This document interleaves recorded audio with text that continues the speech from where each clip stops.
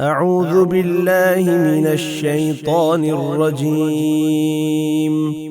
بسم الله الرحمن الرحيم. وقال لهم نبيهم إن آية ملكه أن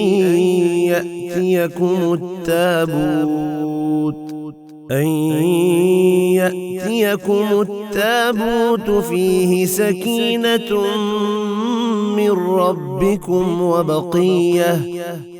وبقية مما ترك آل موسى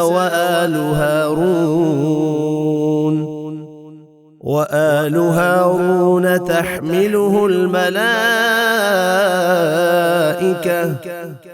إن في ذلك لآية لكم إن كنتم مؤمنين.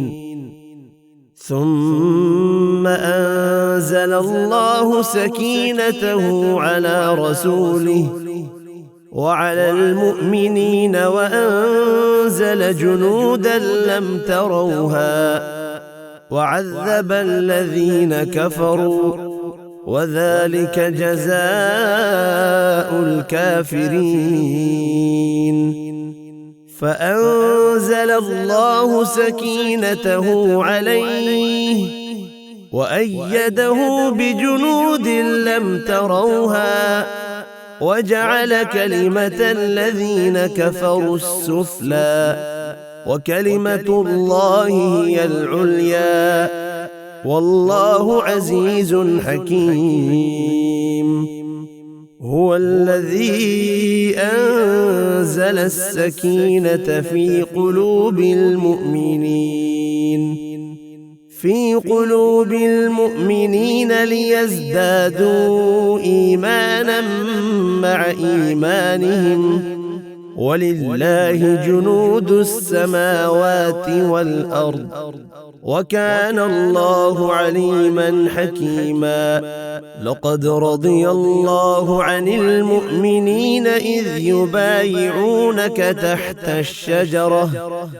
تحت الشجرة فعلم ما في قلوبهم فأنزل السكينة عليهم وأثابهم فتحا قريبا.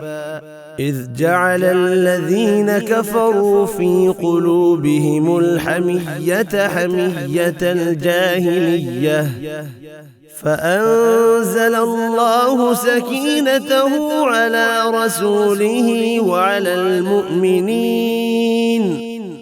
وعلى المؤمنين وألزمهم كلمة التقوى وكانوا أحق بها وأهلها وكان الله بكل شيء عليما.